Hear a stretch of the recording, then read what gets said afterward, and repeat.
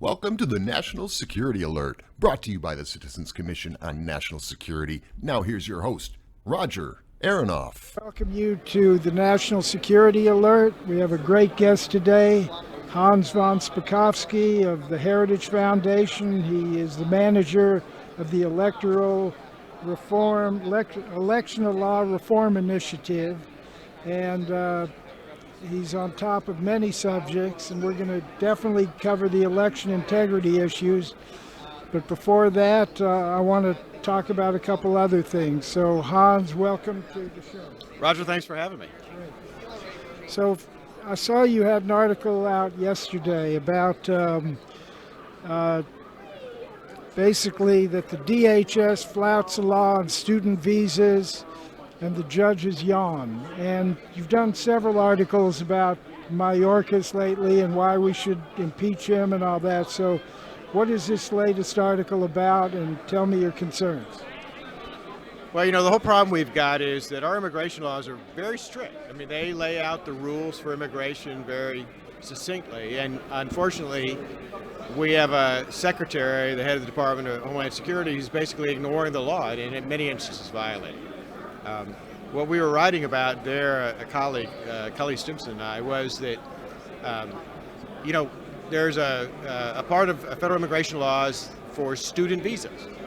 And the language in it is very exact. Foreign students can be admitted to study in the United States if they're studying full-time and the visa is good until they graduate. End of story.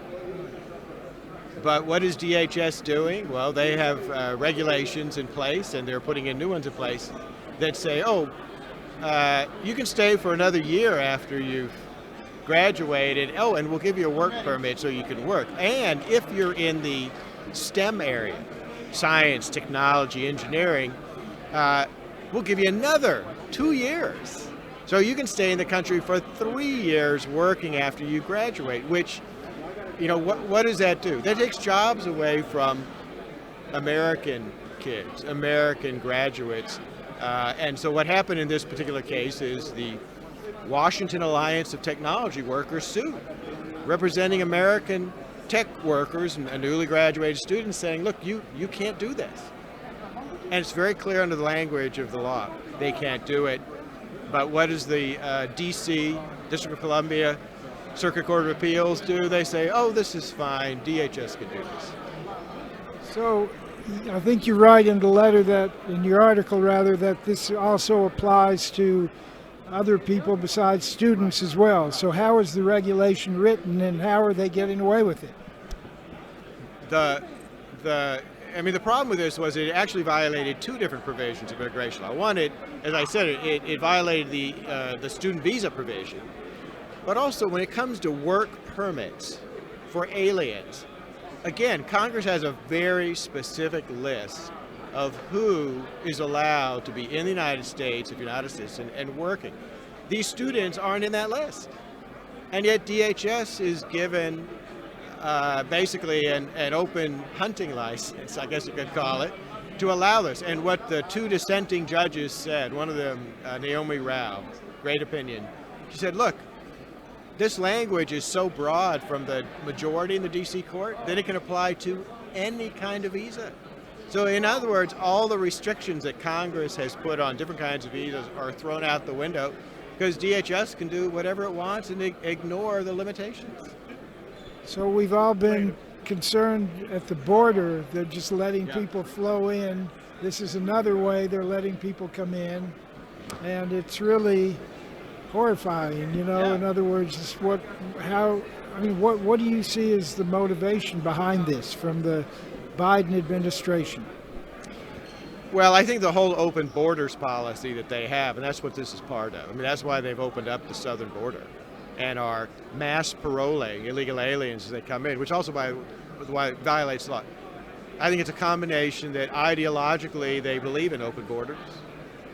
And second,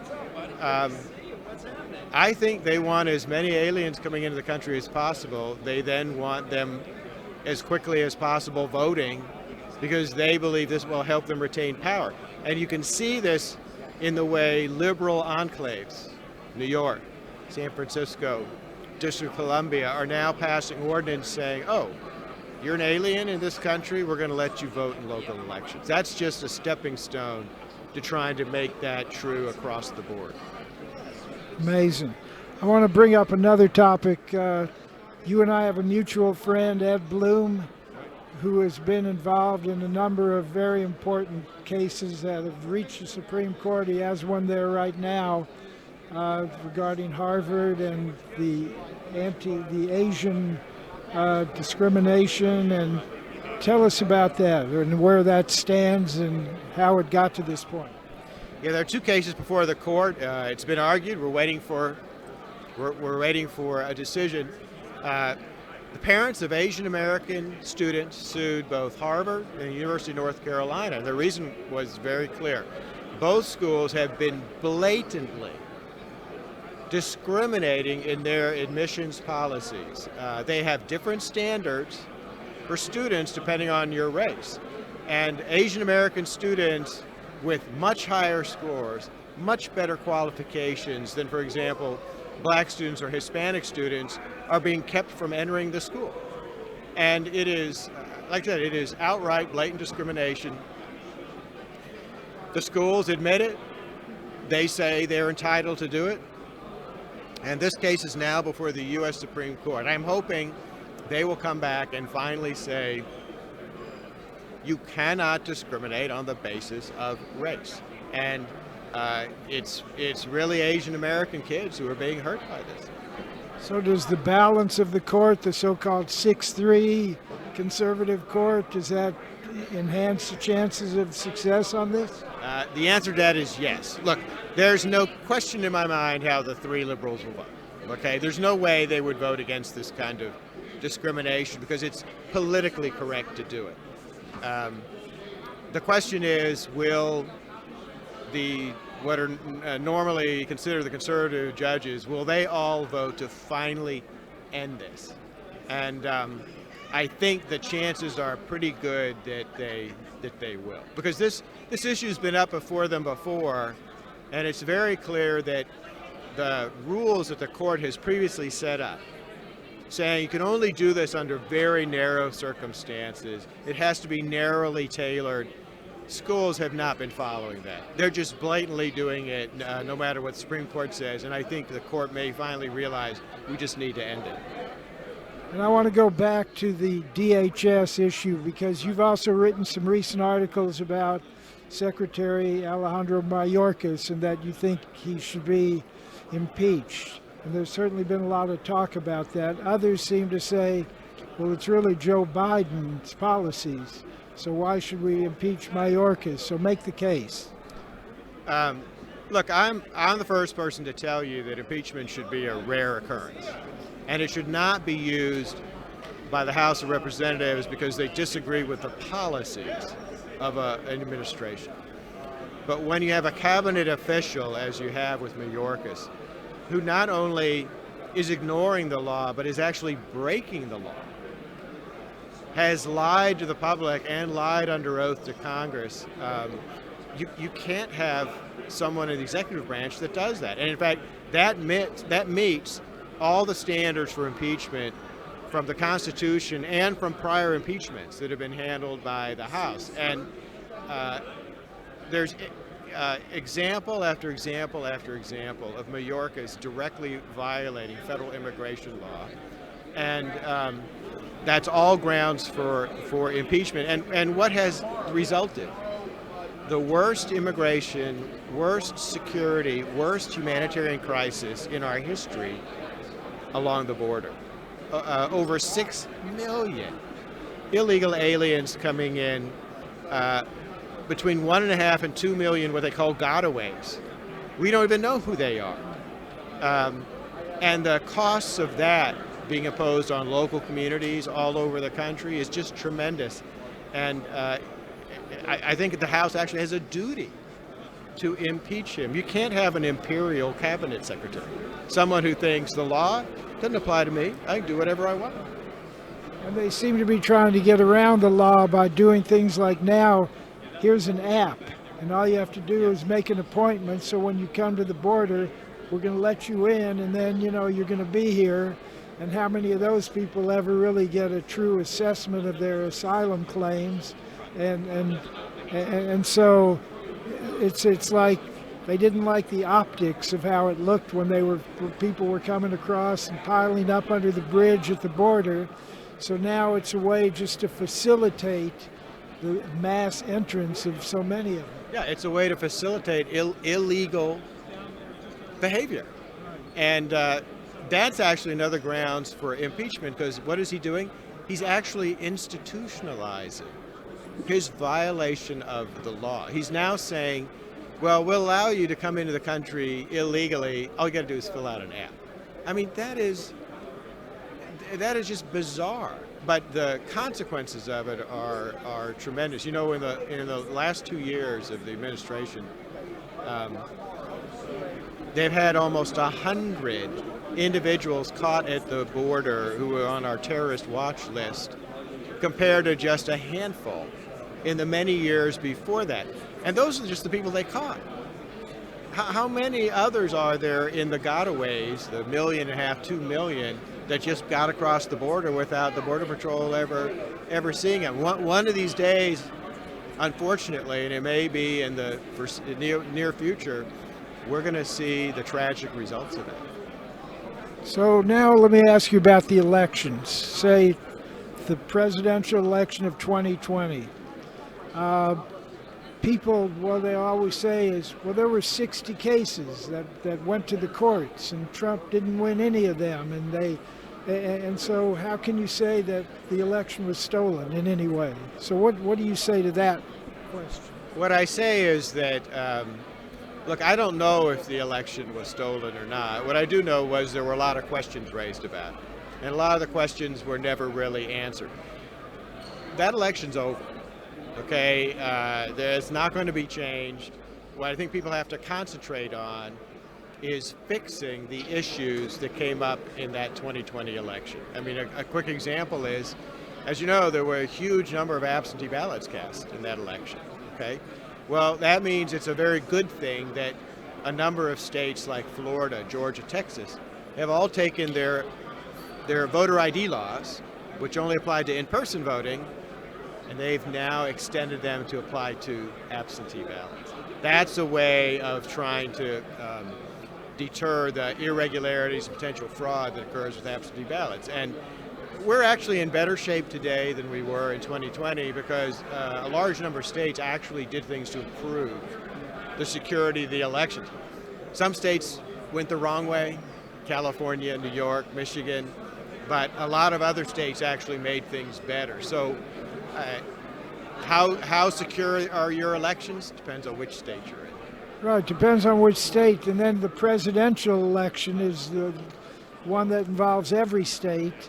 And when you look back at 2020, again, it wasn't just necessarily through absentee ballots and lack of chain of custody, but it involved FBI meetings with Twitter, and it involved changing the laws in Pennsylvania just through the courts when the Constitution clearly says it's the state legislatures.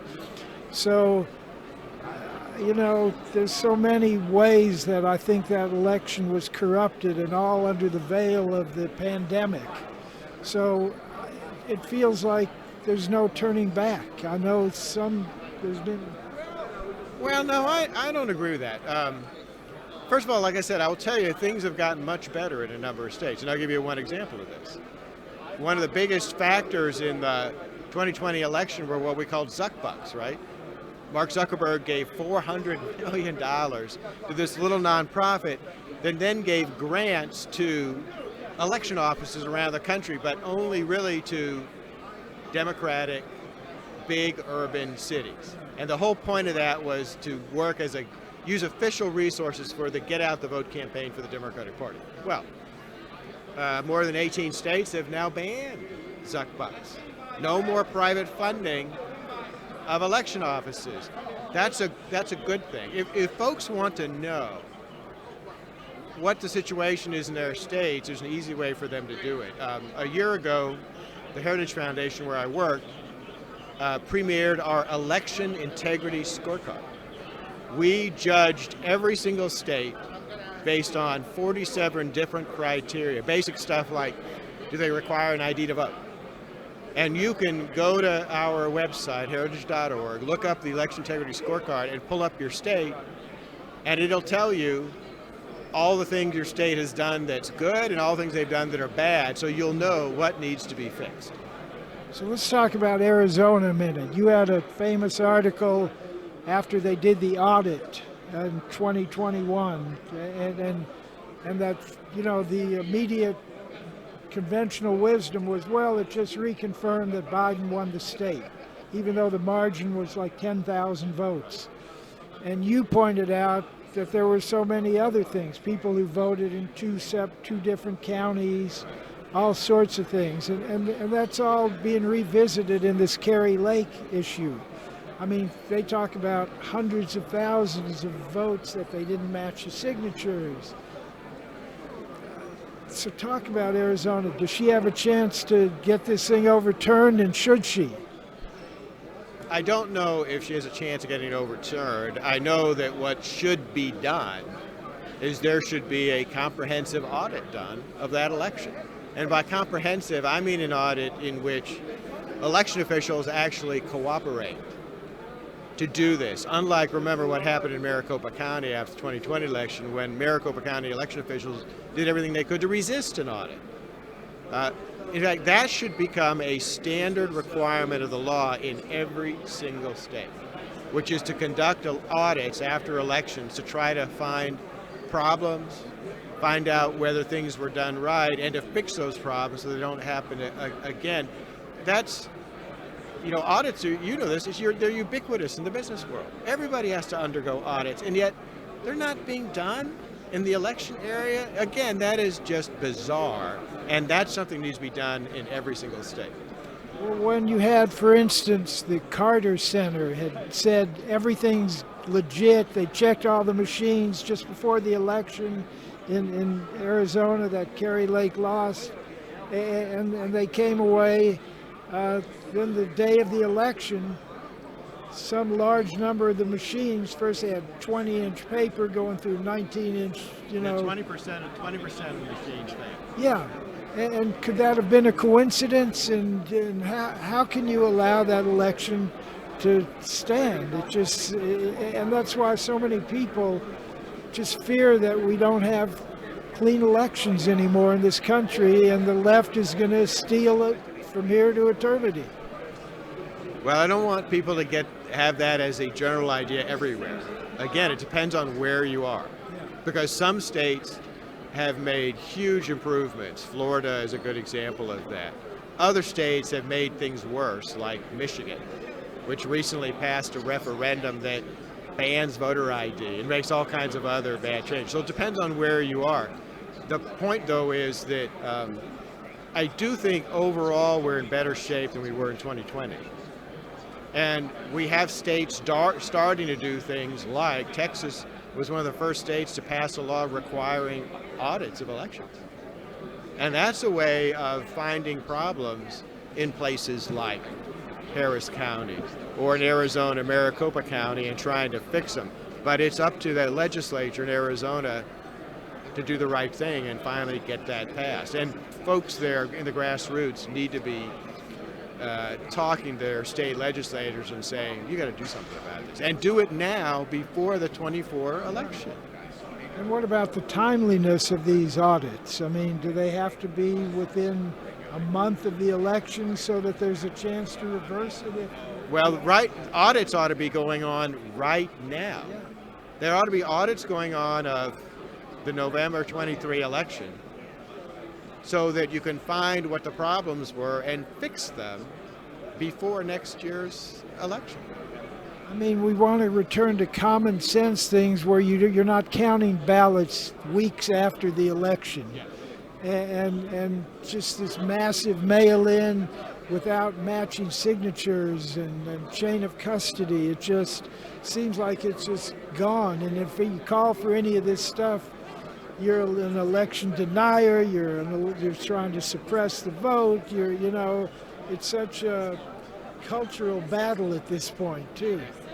It is a cultural battle, but for folks that are trying to reform their elections and do things like put in an ID requirement, what they need to do is not be scared off by the attacks they're going to get in the media and from the left. Because if you look at the polling on this, the American people are on our side. I mean, the best example of this is voter ID.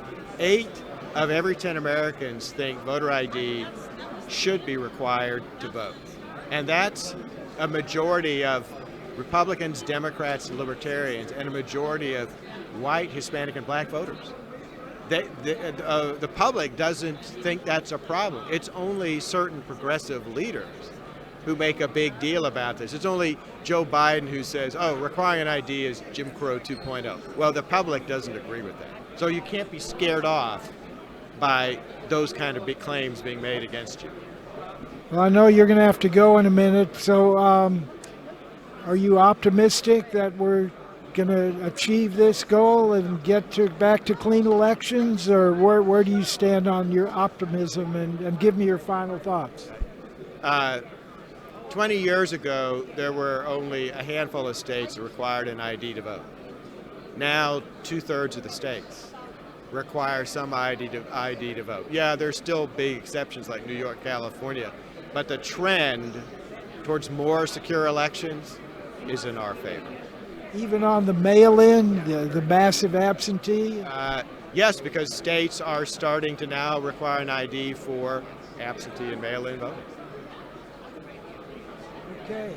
Our guest has been Hans von Spakovsky, the great, from the Heritage Foundation.